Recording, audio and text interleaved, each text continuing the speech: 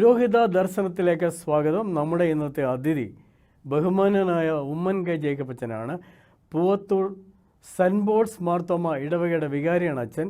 അച്ഛൻ സംഗീതത്തിൽ ഉപരിപഠനം നടത്തിയിട്ടുള്ളൊരു വ്യക്തിയാണ്. പ്രിയപ്പെട്ട അച്ഛനൊരു കലാകാരനാണ്.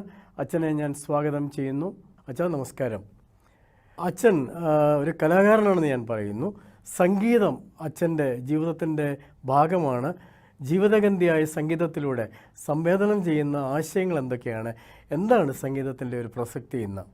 നമ്മുടെ ജീവിതത്തിൽ സംഗീതവുമായി ബന്ധപ്പെട്ടാണ് എല്ലാ കാര്യങ്ങളും സംഭവിക്കുന്നത്. നിത്യജീവിതം സംഗീതവും ബന്ധിയാണ്, സംഗീതഗന്ധമുള്ളതാണ് നമ്മുടെ നിത്യജീവിതത്തിൻ്റെ ഓരോ അനുഭവങ്ങളും. ആ കാരണങ്ങൾ കൊണ്ട് തന്നെ സംഗീതത്തെ ഗൗരവമായി എടുക്കാൻ ചില ആളുകൾക്ക് സാധിക്കുന്നുണ്ട്.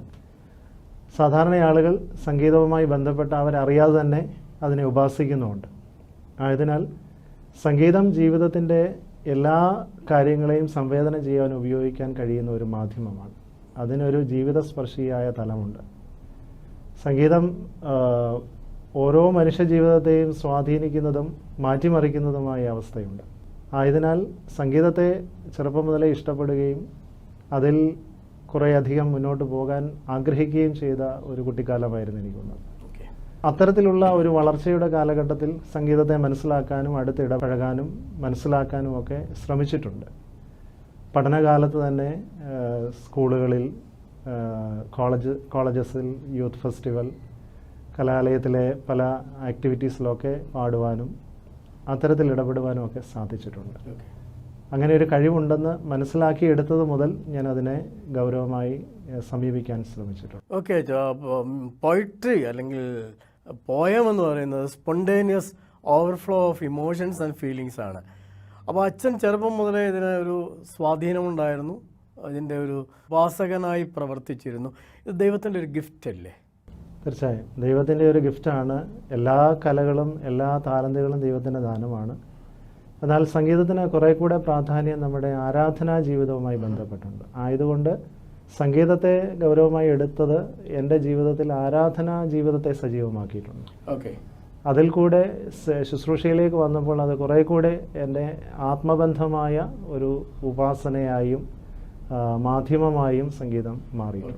നമ്മുടെ ആരാധന, ലിറ്റർജി, അത് എപ്പോഴും കളക്ഷൻ ഓഫ് പ്രേയേഴ്സ്, അത് സംഗീതാത്മകമാണ്. വിശുദ്ധ കുർബാന പോലും മനുഷ്യ മനസ്സുകളെ ചലിപ്പിക്കുകയും പ്രേരിപ്പിക്കുകയും പ്രചോദിപ്പിക്കുകയും ചെയ്യുന്നുണ്ട്. അപ്പോൾ ഇന്നത്തെ ഒരു പശ്ചാത്തലത്തിൽ ഈ സംഗീതവും ലിറ്റർജിയും തമ്മിലുള്ള ബന്ധത്തിൽ ലിറ്റർജിയുടെ സ്വാധീനം എങ്ങനെയാണ് ജനങ്ങളിലൊക്കെ? അച്ഛൻ്റെ ഒരു റെസ്പോൺസ് എങ്ങനെയാണ് ഇതിന്? മലങ്കര മാർത്തോമ സുറിയാനി സഭയെ സംബന്ധിച്ച് നമ്മൾ പറയുമ്പോൾ ലിറ്റർജിക്കൽ ഔട്ട്ലുക്കാണ് അതിൻ്റെ പ്രധാനപ്പെട്ട ഒരു ബേസ് എന്ന് പറയുന്നത്. അപ്പോൾ ലിറ്റർജി ഇല്ലാതെ നമ്മുടെ സഭയുടെ ഒരു എൻറ്റിറ്റി പൂർണ്ണമാകുന്നില്ല. പ്രാർത്ഥനയിൽ തന്നെ അതിനൊരു ക്രമീകരണം, സിസ്റ്റമാറ്റൈസ് ചെയ്തിരിക്കുന്ന ഒരു പ്രാർത്ഥനാ രൂപമാണ് ലിറ്റർജി. അപ്പോൾ അത് സംഗീതാത്മകമായിട്ടാണ് നമ്മൾ ഉപയോഗിക്കുന്നത്. പ്രത്യേകിച്ച് സുറിയാനി സംഗീതത്തിൻ്റെയൊക്കെ ഒരു പിൻബലം അതിനുണ്ട്. അപ്പോൾ ലിറ്റർജി നമ്മൾ ഉപയോഗിക്കുമ്പോൾ അതിനുള്ളിലെ ഒരു സംഗീതത്തിൻ്റെ സിസ്റ്റത്തെ നമ്മൾ അറിയണമെന്നുള്ളത് ഒരു നീഡാണ്. എന്നാൽ സാധാരണ ജനത്തിനും ഒട്ടേറെ ആളുകൾക്കും അതിനോടുള്ള ഒരു സമീപനം മറ്റൊന്നാണ്. പക്ഷേ ലിറ്റർജിയെ ഗൗരവമായി സംഗീതാത്മകമായി സമീപിക്കേണ്ട ഒരു കാര്യം തന്നെയാണെന്നാണ് എൻ്റെ അഭിപ്രായം. ഓക്കെ, മലങ്കര മാർത്തോമ സുറിയാനി സഭയെ സംബന്ധിച്ചിടത്തോളം ലിറ്റർജി വളരെ പ്രാധാന്യമുള്ളൊരു കാര്യമാണ്. നമ്മളെപ്പോഴും പറയാറുണ്ട്, ലിറ്റർജിയിൽ തന്നെ ദൈവശാസ്ത്രമുണ്ട്, തിയോളജി അതിനകത്തുണ്ടെന്ന് പറയുന്നു. അതുപോലെ തന്നെ നമ്മുടെ ഫെയ്ത്ത് അതിനകത്തുണ്ട്. അതിനകത്ത് അച്ഛൻ ശാസ്ത്രീയമായി പഠിച്ചിട്ടുണ്ട് സംഗീതം. അപ്പോൾ ഞാൻ മുമ്പേ പറഞ്ഞതുപോലെ മനുഷ്യ മനസ്സുകളെ സ്വാധീനിക്കുന്ന ഒന്നാണ്, ദൈവത്തിൻ്റെ ഗിഫ്റ്റാണ്. സുറിയാനി പാരമ്പര്യങ്ങൾ ഉപയോഗിക്കുന്നത്. പക്ഷേ സുറിയാനി ഉപയോഗിക്കുന്ന സമയത്ത് ചിലർക്ക് അത്ര രസകരമല്ലാന്ന് തോന്നുന്നുണ്ട്. കാരണം വിമർശനം ഉണ്ടാകുന്നു, മലയാളികൾക്ക് മനസ്സിലാവുന്നില്ല. അതിനോടുള്ള റെസ്പോൺസ് എന്താണ് അച്ഛൻ്റെ? സുറിയാനി ഭാഷയെ സംബന്ധിച്ച് ആധികാരികമായി പറയാൻ എനിക്ക് അതിൽ പഠനമില്ല. എന്നാൽ സുറിയാനി സംഗീതം നമ്മുടെ ആരാധന ജീവിതത്തിൻ്റെ ഭാഗമായതുകൊണ്ട് അതിനകത്തൊരു ചാൻഡുണ്ട്. സംഗീതത്തിൻ്റെ ഒരു അവധാനതയും അതിൻ്റെ ഒരു ഫോളോ അപ്പും അതിനകത്ത് നമുക്ക് കാണാനായി സാധിക്കുന്നുണ്ട്. അപ്പോൾ ആ സംഗീതം മനസ്സുകളെ സ്പർശിക്കുന്നതാണ്. ഏത് സംഗീതവും ജനഹൃദയങ്ങളെ സ്പർശിക്കുന്നതാണ്. എന്നാൽ പ്രാർത്ഥനാപൂർവമുള്ള സംഗീതത്തിൽ നമ്മൾ സേവിക്കുമ്പോൾ, അതിനെ ഉപാസിക്കുമ്പോൾ, അത് കുറേ കൂടെ ആത്മബന്ധമായി നമ്മുടെ ജീവിതവുമായി ബന്ധപ്പെട്ട് അതിന് കുറേ കൂടി നമ്മെ സ്പർശിക്കുവാൻ സാധിക്കുമെന്ന് മനസ്സിലാക്കുന്നു. പ്രത്യേകിച്ച് സുറിയാനി സംഗീതം നമ്മുടെ ആരാധനയിൽ നമ്മൾ ചാൻസായിട്ടാണ് ഉപയോഗിക്കുന്നത്. അപ്പോൾ അതിനൊരു ഈണത്തിൽ, അതിന് നിയതമായിട്ടുള്ള ഒരു ഒരു ഒരു ഈണമുണ്ടെങ്കിലും എല്ലാ അച്ഛന്മാരും അവരവരുടെ ഒരു ശൈലിക്കൊത്തവണ്ണവും അവരവരുടെ പ്രാപ്തിക്കൊത്തവണ്ണവുമാണ് ഈ ചാൻസ് ഉപയോഗിക്കുന്നത്, അവരുടെ റേഞ്ച് അനുസരിച്ച്. എന്നാൽ ഇതിലൊരു സംഗീതം ഉള്ളതുകൊണ്ട് ആളുകൾക്കത് സ്വാഭാവികമായി സ്വീകാര്യമാണ് എന്ന് മനസ്സിലാക്കുന്നു. ഓക്കെ, അച്ഛനെ ഏറ്റവും കൂടുതൽ സ്വാധീനിച്ച ഒരു വ്യക്തി അല്ലെങ്കിൽ സംഗീതം പഠിക്കാനും ചെറുപ്പം മുതലേ, ഇപ്പോൾ ഞാൻ പറയാം, നമ്മൾ ചെറുപ്പം മുതലേ മധുബഹായി കയറാനും വാട്ടർ ബോയ് ആയിട്ട്, അന്നത്തെ കാലത്ത് വാട്ടർ ബോയ് ഇല്ലെങ്കിൽ പോലും നമ്മളെയൊക്കെ മധുബായിലൊക്കെ കയറ്റുകയും നമ്മുടെ അച്ഛന്മാരുമായിട്ടൊക്കെ ബന്ധപ്പെടുകയും ചെയ്തു. അങ്ങനെ ഒരു കാലഘട്ടത്തിൽ അച്ഛനെ സ്വാധീനിച്ച ഈ മ്യൂസിക്കിനോട് താല്പര്യമുള്ള ഏതെങ്കിലും ഒരു മൽപ്പാൻ അച്ഛനോ അല്ലെങ്കിൽ ഒരു അച്ഛനോ ഉണ്ടായിട്ടുണ്ടോ? ചെറുപ്പകാലം മുതൽ നമ്മുടെ സഭയുമായി ഇടവകയുമായുള്ള ബന്ധത്തിൽ വളർന്നു വരാനൊരു ഭാഗ്യം എനിക്ക് കിട്ടി. അങ്ങനെ ഒരു ഓറിയൻറ്റേഷനിലാണ് ഞാൻ ഈ ശുശ്രൂഷയിലേക്ക് വരാൻ കാരണമായത്. ചെറുപ്പത്തിൽ ഞാൻ കണ്ടും കേട്ടും വളർന്നിട്ടുള്ളത് ബഹുമാനപ്പെട്ട സാജൻ പി മാത്യു അച്ഛൻ്റെ ഒരു സംഗീത അഭിരുചിയും അച്ഛൻ്റെ ശുശ്രൂഷയുമാണ്. അപ്പോൾ എൻ്റെ ഇടവകയുടെ അംഗം എന്നുള്ള നിലയിൽ അച്ഛനെ ഇടയ്ക്കിടയ്ക്ക് കാണാനും മനസ്സിലാക്കാനും ഒക്കെ സാധിച്ചിട്ടുണ്ട്. അച്ഛൻ്റെ പാട്ടുകൾക്ക് പ്രത്യേകമായ ഒരു താളവും പ്രത്യേകമായ ഒരു ദൈവശാസ്ത്രവും, അതുമാത്രമല്ല ജനഹൃദയങ്ങളെ വളരെയധികം സ്വാധീനിക്കുന്ന ഒരു മാസ്മര ശക്തിയും അച്ഛൻ്റെ വരികൾക്കും സംഗീതത്തിനുമുണ്ട്. അതുകൊണ്ട് തന്നെ ചെറുപ്പത്തിലൊക്കെ അച്ഛൻ്റെ പാട്ട് കേൾക്കുമ്പോൾ വളരെ ആകർഷണീയമായി തോന്നി. ആകർഷണീയമെന്ന് മാത്രമല്ല, അത് ആത്മാവിനെ തൊടുന്നതായി എനിക്ക് തോന്നിയിട്ടുണ്ട്. അപ്പോൾ അത്തരത്തിൽ ബേസിക്കായി ഒരു റോൾ മോഡൽ എന്ന് പറയുന്ന അച്ഛൻ്റെ ഒരു സ്വാധീനമാണെന്ന് പറയുവാൻ എനിക്ക് കഴിയും. അതുമാത്രമല്ല, ഈ ലിറ്റർജി ഉപയോഗിക്കുന്നതിൽ എനിക്ക് ചെറുപ്പം മുതലേ ഉള്ള ഒരു താല്പര്യമുണ്ട്. അത് അച്ഛന്മാർ ചൊല്ലുന്ന രീതികളൊക്കെ ശ്രദ്ധിക്കാറുണ്ട്. പല അച്ഛന്മാരെ ഞാൻ ശ്രദ്ധിച്ചിട്ടുണ്ട്. അങ്ങനെ ചെറുപ്പത്തിൽ അങ്ങനെ ആ ഒരു രീതിയിൽ സമീപിക്കാൻ ശ്രമിച്ചിട്ടുള്ളത് കൊണ്ട് എനിക്ക് ആ സംഗീതത്തെ കുറേ കൂടെ അടുത്ത് മനസ്സിലാക്കാനുള്ള ഒരു ആത്മബന്ധവും താല്പര്യവും ഉണ്ടായിട്ടുണ്ട്. അച്ഛനെ സ്വാധീനിച്ച കാര്യമൊക്കെ സാധനത്തിൻ്റെ കാര്യം പറഞ്ഞല്ലോ. അച്ഛൻ എൻ്റെ ഒരു സുഹൃത്താണ്, എൻ്റെ കൂടെ പഠിച്ചതാണ്. ഞങ്ങൾ ഒരുമിച്ച് ഒരു കാലഘട്ടത്തിൽ സെമിനാരിലുണ്ടായിരുന്നു. ഞാൻ ചോദിക്കുന്നത്, നമ്മുടെ വിശുദ്ധ കുർബാന അത് കേൾക്കുന്ന സമയത്ത് സുഖമുണ്ടാവുന്നുണ്ട്. പ്രത്യേകിച്ച് നമ്മൾ ചൊല്ലുന്ന സമയത്ത് ആ പ്രാർത്ഥന, സദറ പ്രാർത്ഥന, അച്ഛനിപ്പോൾ പറഞ്ഞതുപോലുള്ള ചാൻഡിങ്ങുകളൊക്കെ മനുഷ്യഹൃദയത്തെ തൊടാറുമുണ്ട്. നമ്മളത് ലയിച്ചാണ് ചെയ്യുന്നത്. എന്നെ സംബന്ധിച്ചിടത്തോളം, നമ്മളെ സംബന്ധിച്ചിടത്തോളം ഞാൻ മനസ്സിലാക്കിയിരിക്കുന്നത് ഇത് പഞ്ചേന്ദ്രിയങ്ങളെ തൊടുന്ന ഒരു ആരാധനയാണ്. അടുത്ത സമയത്ത് ആരോ പറയുന്നു ആരാധന നമുക്കൊരു ഫീലില്ല, വെറുതെ ഒരു കാഴ്ചക്കാരനായിരിക്കുന്നു. അതിനോട് പൂർണ്ണമായി യോജിക്കാൻ കഴിയുന്നില്ല. പഞ്ചേന്ദ്രിയങ്ങളെ തൊടുന്ന ഒരു ആരാധനയല്ലേ മലങ്കര മാർത്തോമാ സുറിയാനി സഭയുടെ ആരാധന? തീർച്ചയായും കേൾവിയെയും കാഴ്ചയെയും സ്പർശനത്തെയും ഒക്കെ ബാധിക്കുന്ന, സ്പർശിക്കുന്ന തലങ്ങൾ അതിനകത്തുണ്ട്. ഞാൻ തന്നെ പലപ്പോഴും ചിന്തിച്ചിട്ടുള്ള കാര്യം, എല്ലാ അച്ഛന്മാരും വിശുദ്ധ കുർബാന എടുക്കുന്നത് അവരവരുടെ കഴിവിൻ്റെയും അവരവരുടെ റേഞ്ചിൻ്റെയും അടിസ്ഥാനത്തിലാണ്. ചിലർക്ക് പാടാൻ കുറേ കഴിവുള്ളവരായിരിക്കാം, ചിലർക്ക് അത്രത്തോളം കഴിവില്ലാത്തവരായിരിക്കാം. എങ്കിൽ പോലും എല്ലാവരും കുർബാന ചൊല്ലുമ്പോൾ അതിലൊരു സംഗീതത്തിൻ്റെ ആത്മാവ് വ്യാപരിക്കുന്നുണ്ട്. അതുമാത്രമല്ല, ഇത് കേൾക്കുന്ന ആളുകളിലേക്ക് ഇതിൻ്റെ ഒരു അനുഗ്രഹം അല്ലെ അതിൻ്റെ ഒരു വൈബ്രേഷൻ പകരപ്പെടുന്നുണ്ട്. അപ്പോൾ അതുകൊണ്ട് ഞാൻ മനസ്സിലാക്കിയിട്ടുള്ളത്, ഏത് ആരാധനയും നമ്മൾ അർപ്പിക്കുന്നതിൻ്റെയും നമ്മൾ അനുഷ്ഠിക്കുന്നതിൻ്റെയും പിന്നിലുള്ള സമർപ്പണം പ്രധാനപ്പെട്ട ഒരു കാര്യമാണ്. അപ്പോൾ എത്ര നന്നായി പാടുന്ന ഒരു അച്ഛൻ്റെ കുർബാനയും കേട്ടിരിക്കാൻ ഇമ്പമാണെങ്കിൽ പോലും ചിലപ്പോൾ ആത്മാവിനെ സ്പർശിക്കണമെന്നില്ല, ജീവിതത്തെ സ്പർശിക്കണമെന്നില്ല. എന്നാൽ ഒരുക്കത്തോടെയും പ്രാർത്ഥനയോടെയും സമർപ്പണത്തോടെയും ദൈവജനത്തിനു വേണ്ടിയുള്ള ആദ്യമേമായ പ്രാർത്ഥനയുടെ ഒരു താല്പര്യത്തിൽ നമ്മൾ അർപ്പിക്കുന്ന വിശുദ്ധ കുർബാന തീർച്ചയായും ജനഹൃദയങ്ങളെ തൊടും, ദൈവവുമായി ജനത്തെ അടുപ്പിക്കുന്നതിന് കാരണമായി തീരുമെന്ന് ഞാൻ വിശ്വസിക്കുന്നു. ഓക്കെ, അച്ഛൻ ഇപ്പോൾ പറഞ്ഞല്ലോ ഒരു സമർപ്പണത്തിൻ്റെ പിന്നിൽ പണ്ട് മുതലേ നമ്മൾ പഠിക്കുകയും ഇപ്പോൾ പഠിപ്പിക്കുകയും ഒക്കെ ചെയ്യുന്നതാണ്. സെമിനാറിലൊക്കെ പഠിപ്പിക്കുന്ന സമയത്ത് നമ്മൾ എടുത്തു പറയുന്നൊരു കാര്യമാണ്, ശരിയായിട്ടുള്ളൊരു പ്രിപ്പറേഷൻ ഉണ്ടാവണം. തലേദിവസം കുർബാന ചൊല്ലണം. അത് നമ്മളിപ്പോഴും ചെയ്യാറുണ്ട്. 1 മണിക്കൂറെങ്കിലും നേരത്തെ പോയി അതിനുവേണ്ടി പ്രിപ്പയർഡ് ആവണം. അപ്പോൾ ഇതിൻ്റെ പിന്നിൽ ഒരു സമർപ്പണ പ്രാർത്ഥന ഉണ്ടാവണം, എങ്കിലേ അത് സ്പർശിക്കുകയുള്ളൂ എന്ന് പറഞ്ഞാൽ അച്ഛൻ്റെ ഒപ്പീനിയൻ എന്താണ്? തീർച്ചയായിട്ടും അങ്ങനെ തന്നെയാണ്. കാരണം നമുക്ക് സ്പർശനം നമ്മുടെ ഉള്ളിലുണ്ടാകണം. നമ്മൾ എടുക്കുന്ന വിശുദ്ധ കുർബാന നമ്മളെ സ്പർശിക്കാതെ ഒരിക്കലും നമുക്ക് ഇത് പങ്കുവെച്ചു കൊടുക്കാൻ കഴിയില്ല. അതിന് നമുക്ക് തന്നെ തൂയാബ ശുശ്രൂഷയുണ്ട്. അതുമാത്രമല്ല, അത് മധുബായിൽ പ്രവേശിച്ചതിന് ശേഷം നമ്മൾ ചെയ്യുന്നതാണെങ്കിലും ഭവനത്തിൽ വെച്ച് തന്നെ നമ്മൾ അതിനു വേണ്ടി പ്രിപ്പയർഡ് ആയിരിക്കണം. അങ്ങനെ ആ തരത്തിൽ നമ്മൾ മാനസികമായും ശാരീരികമായി ഒരുങ്ങുമ്പോൾ മാത്രമേ ഇത് ദൈവജനത്തിന് അനുഗ്രഹമായി. ഓക്കെ, ഇത് പുരോഹിത ദർശനത്തിലൂടെ നമ്മളിത് പങ്കുവെക്കുന്നത് തന്നെയാണ്. ഇതിൻ്റെ പിന്നിലൊരു പെയിൻ ഉണ്ടാവണം, ഡിവോഷൻ ഉണ്ടാവണം, അച്ഛൻ പറഞ്ഞ പോലെ സമർപ്പണം ഉണ്ടാവണം എന്ന് പറഞ്ഞല്ലോ. അച്ഛൻ്റെ ജീവിതത്തിൽ ചെറുപ്പകാലങ്ങളെ പോലെ പാട്ടിനെ സ്നേഹിക്കുകയും അതിൻ്റെ ഗന്ധം, അതിൻ്റെ സുഗന്ധമൊക്കെ ആസ്വദിച്ച ഒരാളാണ്. ഏറ്റവും മനസ്സിനെ ടച്ച് ചെയ്തൊരു പാട്ട് ഒരു 4 വരി പാടാവോ? തീർച്ചയായിട്ടും. ഒരുപാട് പാട്ടുകൾ മനസ്സിനെ സ്പർശിച്ചതും ജീവിതത്തെ സ്വാധീനിച്ചിട്ടുള്ളതുമായിട്ടുണ്ട്. അതിൽ ദൈവസ്നേഹം വർണ്ണിച്ചിടാൻ വാക്കുകൾ പോരാ.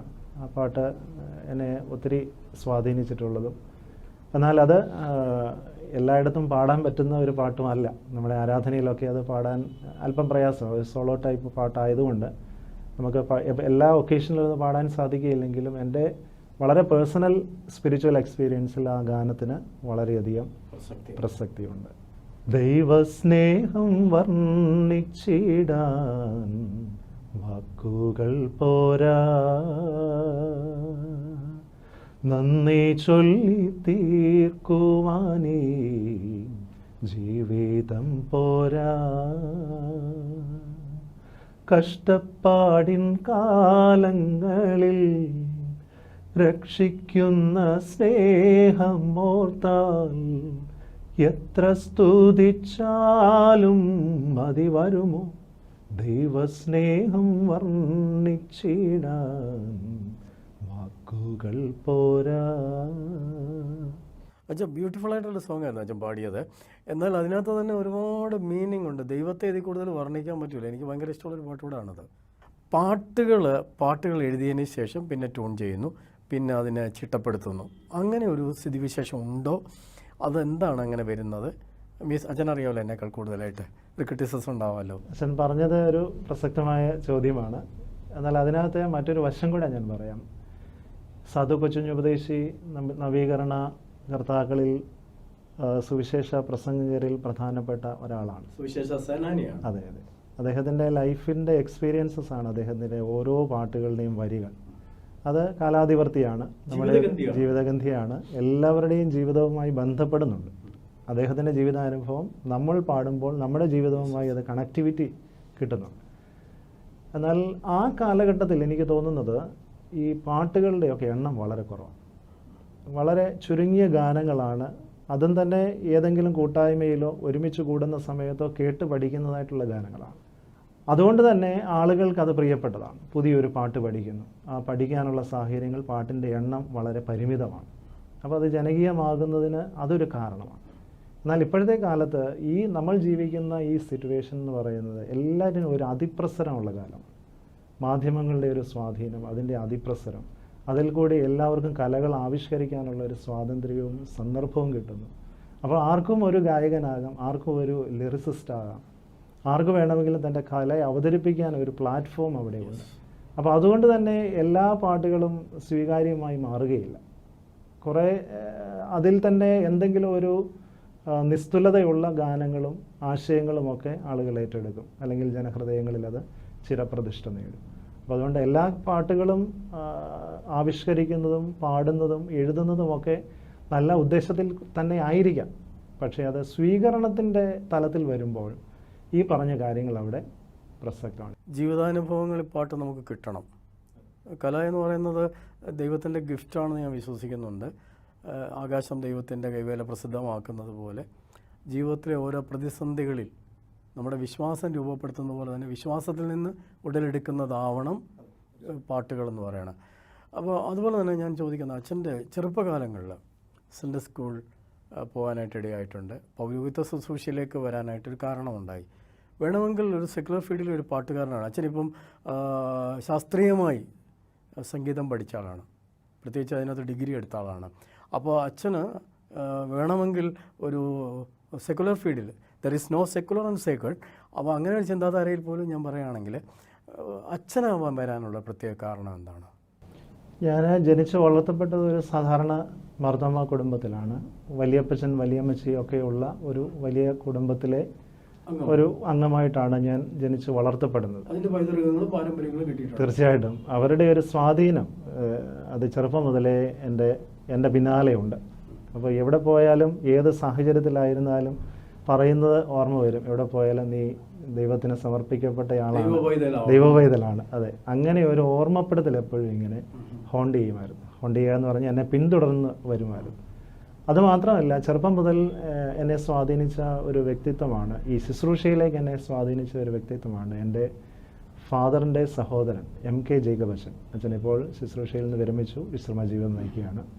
അച്ഛൻ വളരെ ചെറുപ്പം മുതലേ എന്നോട് ഇതിലേക്ക് പ്രോത്സാഹിപ്പിക്കുകയും എൻ്റെ പിന്നാലെ വരേണ്ടയാളാണ് എന്ന് അച്ഛൻ എപ്പോഴും ഓർമ്മപ്പെടുത്തുകയും ചെയ്യുമായിരുന്നു. അപ്പോൾ ഇത് എപ്പോൾ വേണമെന്നുള്ളത് മാത്രമേ ഉള്ളായിരുന്നു എനിക്ക് ഒരു തീരുമാനമെടുക്കേണ്ടത്. വഴി ഇതാണെന്നുള്ളത് വളരെ ചെറുപ്പം മുതലേ എൻ്റെ മനസ്സിൽ ഉറപ്പിച്ച ഒരു കാര്യമാണ്. എന്നാൽ ഇത് എപ്പോൾ, ഡിഗ്രി കഴിഞ്ഞ് വേണോ, PG കഴിഞ്ഞ് വേണോ, അങ്ങനെയൊരു സംശയം മാത്രമേ എൻ്റെ ഉള്ളിലുണ്ടായിരുന്നു. എന്നാൽ കൗമാരപ്രായത്തിലും ടീനേജൊക്കെ കഴിയുന്ന സമയത്തും ഒരു ഡിസിഷൻ മേക്കിങ്ങിൻ്റെ ഒരു കോൺഫ്ലിക്റ്റ് എൻ്റെ ഉള്ളിലുണ്ടായിരുന്നു. അപ്പോൾ ആ സമയത്തൊക്കെ ജയിച്ചു നിന്നത് മിനിസ്ട്രിയിലേക്ക് പോകുക എന്ന് തന്നെയുള്ള ആശയവും അങ്ങനെ ഒരു ബോധ്യവും തന്നെയായിരുന്നു. അച്ഛൻ പറഞ്ഞതുപോലെ ചെറുപ്പം മുതലേ സംഗീതവുമായി ബന്ധപ്പെടുന്നതിനുള്ള പ്രധാനപ്പെട്ട കാരണം സൺഡേ സ്കൂൾ മത്സരങ്ങളാണ്.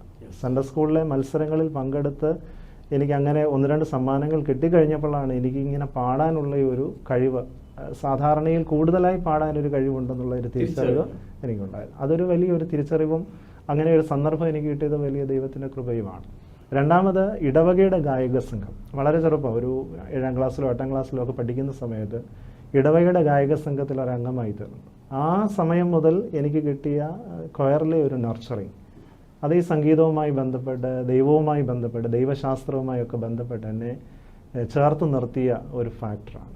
അപ്പോൾ അതുകൊണ്ട് യുവജന സഖ്യം, സൺഡേ സ്കൂൾ, ഗായക സംഘം, ഇതെല്ലാം എന്നെ സംഗീതാത്മകമായി വളർത്തിയെങ്കിലും അതിൽ കൂടെ ശുശ്രൂഷയിലേക്ക് എന്നെ ഒരുക്കുന്ന ഒരു കാര്യം കൂടെ ആയിരുന്നു. മൂന്നാമത്തെ ഒരു കാര്യം കൂടെയുണ്ട്. എൻ്റെ കുടുംബത്തിലെ പതിവ് തെറ്റാത്ത കുടുംബ പ്രാർത്ഥന, വലിയപ്പച്ചനും വലിയമ്മച്ചയും ഒക്കെയുള്ള നിർബന്ധങ്ങൾ, അങ്ങനെയുള്ള, അതെ, പഴയ പാട്ടുകൾ പാടാം. അങ്ങനെ പാട്ടുകളെല്ലാം തന്നെ ഈ കുടുംബ പ്രാർത്ഥനയിൽ കൂടെ പാടി എനിക്ക് വളരെയധികം ഉറപ്പിക്കപ്പെട്ട ഒരു കാര്യമാണ്. അപ്പോൾ അതുകൊണ്ട് പുതിയതായി പഠിക്കേണ്ട കാര്യമില്ല.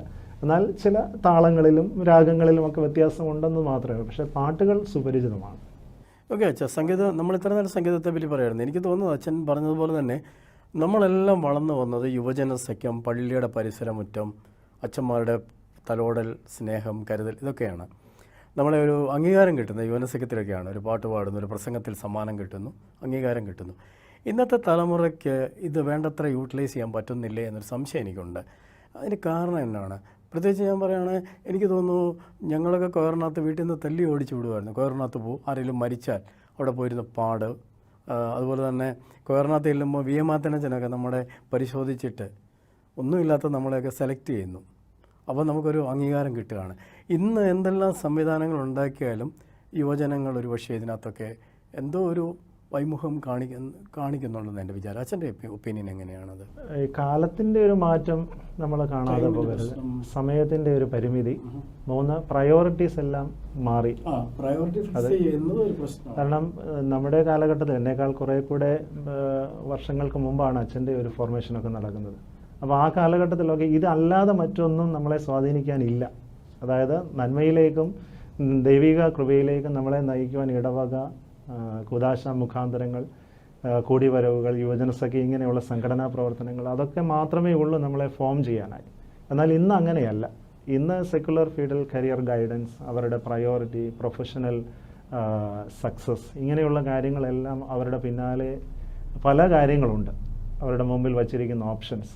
അതിൽ നിന്ന് തിരഞ്ഞെടുക്കുമ്പോൾ ഏറ്റവും ലീസ്റ്റായി മാറ്റിവെക്കാൻ കഴിയുന്ന ഒരു കാര്യമായി പള്ളിയും ഇടവകയും ആത്മീയ കാര്യങ്ങളുമൊക്കെയായി മാറിപ്പോയിരിക്കുന്നു. അപ്പോൾ അത് അവരെ കുറ്റം പറഞ്ഞിട്ട് കാര്യമില്ല. എന്നാൽ അതിൽ തന്നെ പുനഃപരിശോധിക്കേണ്ട പല കാര്യങ്ങളും ഉണ്ട് താനും. ഞാൻ ഇവിടെ ഇപ്പോൾ സന്തോഷത്തോടെ ഇരിക്കുകയാണ്. ഇപ്പോൾ ഒരു വ്യക്തി എന്നെ വിളിച്ചായിരുന്നു. അതായത് ഒരു അമൽ, MA കഴിഞ്ഞിട്ട് വിളിച്ചതാണ്. വർഷങ്ങൾക്ക് മുമ്പ് അവിടെ പള്ളിയിലിരുന്നതാണ്. അവൻ BDക്ക് പോകുന്നതിന് മുമ്പേ ഉള്ള പ്രാക്ടിക്കൽ വർക്കിന് പോവുകയാണെന്ന് പറഞ്ഞാൽ എന്നെ വിളിച്ച അനുഗ്രഹത്തിന് വേണ്ടി. അപ്പോൾ ഞാൻ ഓർക്കുകയാണ്, അച്ഛന്മാർ, നമ്മൾ ചെറിയ ജീവിതമാണ്, സ്വാധീനിക്കുന്നുണ്ട് അച്ഛന്മാർ. പക്ഷേ ഒരു ക്രിറ്റിസിസം പറയുന്നത് അച്ഛന്മാരുടെ കുഴപ്പം കൊണ്ട് പിള്ളേരൊന്നും പള്ളി വരുന്നില്ല. സത്യത്തിൽ അതല്ല കാരണമെന്ന് പറയുന്നത് എനിക്ക് തോന്നുന്നു ഇന്നത്തെ ഒരു ലോകത്തിൻ്റെ പ്രത്യേകതയാണ്. ഇൻഫർമേഷൻ ടെക്നോളജിയുടെ അതിപ്രസരണം, മാധ്യമങ്ങളുടെ അതിപ്രസരണം, എന്താണ് പ്രയോറിറ്റി എന്നത് കണ്ടെത്താനുള്ളൊരു പ്രശ്നമുണ്ട്. പണ്ടത്തെ ഒരു കൂട്ടുകുടുംബ വ്യവസ്ഥയിൽ അപ്പച്ചൻ, അമ്മച്ചി, പേരൻസ് എല്ലാം നമ്മളെ പള്ളിയുമായി ശരിക്കും ബന്ധിപ്പിക്കുമായിരുന്നു. അപ്പോൾ മാതാപിതാക്കളുടെ ഒരു റോള് ഉണ്ടാവാത്തതല്ലേ ഇതിൻ്റെ കാരണമെന്നാണ് എൻ്റെ ഒരു ചോദ്യം. അച്ഛൻ എന്താണ് പറയാനുള്ളത്? അവിടെയും മാതാപിതാക്കളുടെ പ്രയോറിറ്റിയാണ് പ്രശ്നം. ഈ പ്രയോറിറ്റി സെറ്റ് ചെയ്യുമ്പോൾ നമുക്ക് പലപ്പോഴും അറിയാം, പേരൻസ് ഇപ്പോൾ രണ്ടുപേരും വർക്ക് ചെയ്യുന്ന ഒരു സിസ്റ്റം, അങ്ങനെ ഒരു സോഷ്യൽ സിറ്റുവേഷൻ നമുക്കുണ്ട്. ഇപ്പോൾ എൻ്റെ ഭാര്യയും ജോലി ചെയ്യുന്ന ഒരാളായതുകൊണ്ട് രാവിലെ കുഞ്ഞുങ്ങളുടെ കാര്യമൊക്കെ ക്രമീകരിച്ച് ജോലിക്ക് കടന്നു പോകുന്നു. അപ്പോൾ വൈകുന്നേരം വന്ന ഒരു ക്വാളിറ്റി ടൈം ചിലപ്പോൾ സ്പെൻഡ് ചെയ്യാനുള്ള ഒരു സാവകാശം ഈ ശുശ്രൂഷയുടെ മധ്യത്തിൽ കിട്ടിയെന്ന് വരില്ല.